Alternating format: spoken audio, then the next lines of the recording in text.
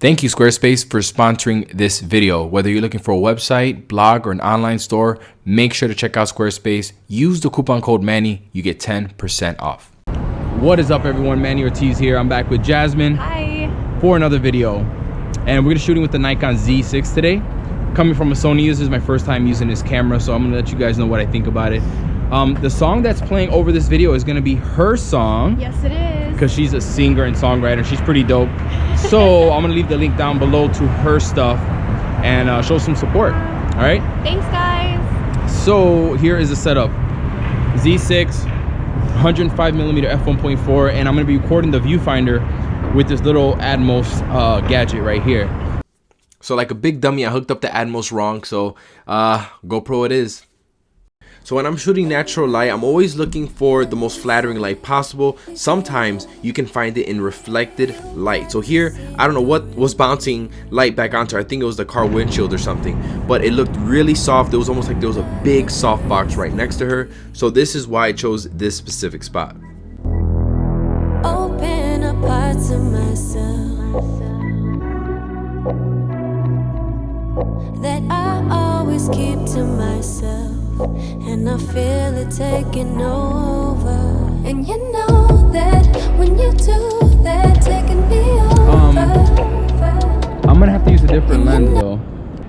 So instead of changing out the 105mm lens right away, what I did was challenge myself and try to find an interesting composition with this telephoto lens. Now this parking garage screams wide angle lens, but then again, come on guys, you have to challenge yourself and try to, create something. When I'm shooting with a telephoto lens, in an urban environment, what I tend to do is shoot from low angles to really emphasize on the background. Because if I shot it at eye level, we wouldn't be getting this kind of dramatic effect in the background.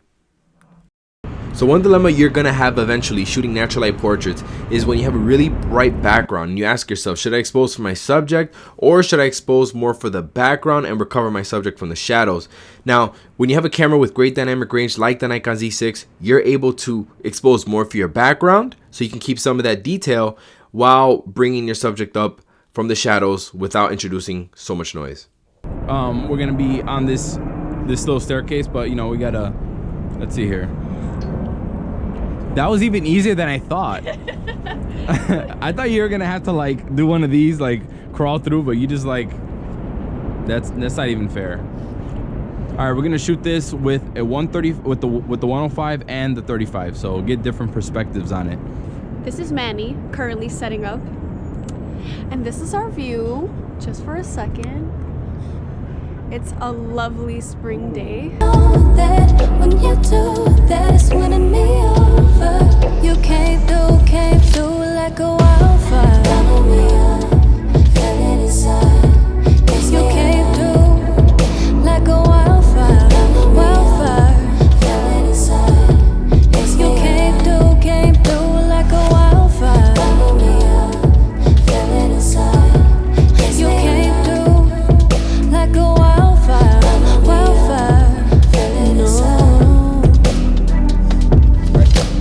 Read me like you can sense me.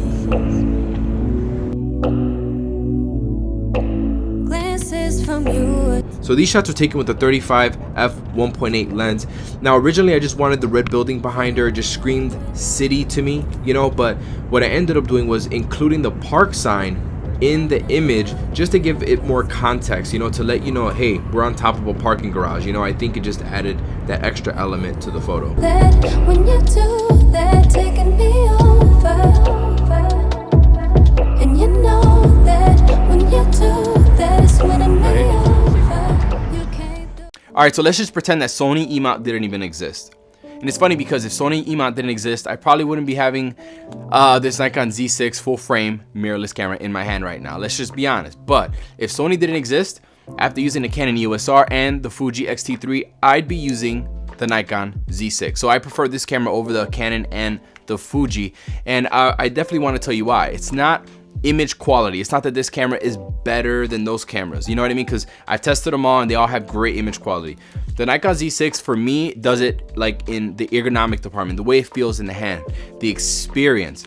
That's what I value out of this camera. So ergonomically, I think it's even better than the Sony. The way it fits in a hand, the grip fits your entire hand, and I love the button placement on this camera. I also think it looks better than all the other rest. I just aesthetically, I really like it.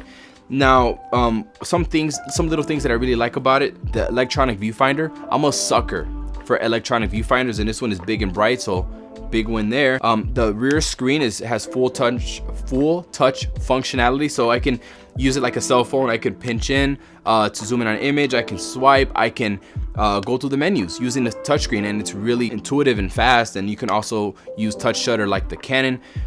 So yeah, I love the touchscreen, the EVF. A couple other things that I like that it has IBIS built in.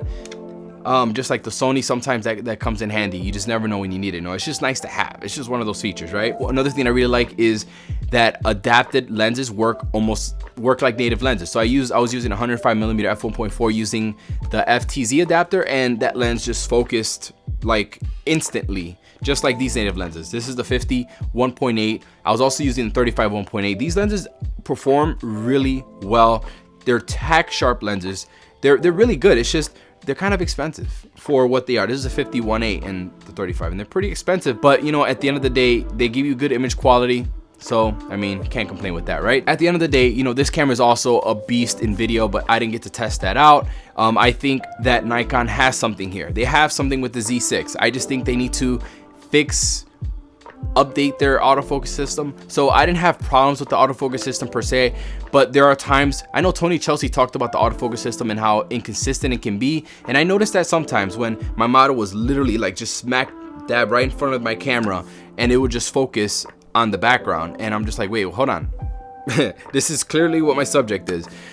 Sometimes it would do that, and I know they're having an update with eye autofocus coming, and that's really exciting because I think that's what this camera is missing. Once it gets that IAF and just a little bit more accurate AF, I think it's gonna be a beast, and I'm like really excited because I wouldn't mind owning these. I wouldn't mind owning one of these in the future.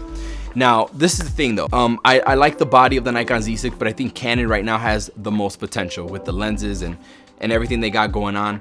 They got the most potential, but as of right now, I choose the Nikon, not only because the adaptive lenses work so good. I know I can use the f-mount lenses on here, and they would work consistently, but I just love the experience. I also love the shutter sound on this baby. It sounds so just clean and soft. You know, like the other ones are just more clacky. This one is just so pleasant.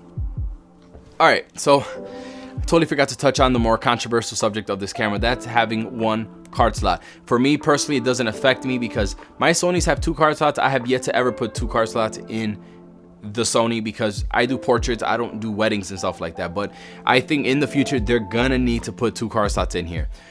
Saying that, I think having an XQD card does help. I mean, it's proven that they're more reliable, but then again, they haven't been around for that long. But in my opinion, I think that, you know, if the XQD card is more reliable, then it should be fine. Still, it'd be nice to have some kind of redundancy. So hopefully Nikon will do that in the future. I think they will. And I think the Canon will too. But yeah, it's only a matter of time. But hey, low-key, like these XQD cards are actually really expensive. That's probably one of my the big negative points, man. These things are expensive. But if they work better, more reliable, so be it. All right, that's it. For real this time.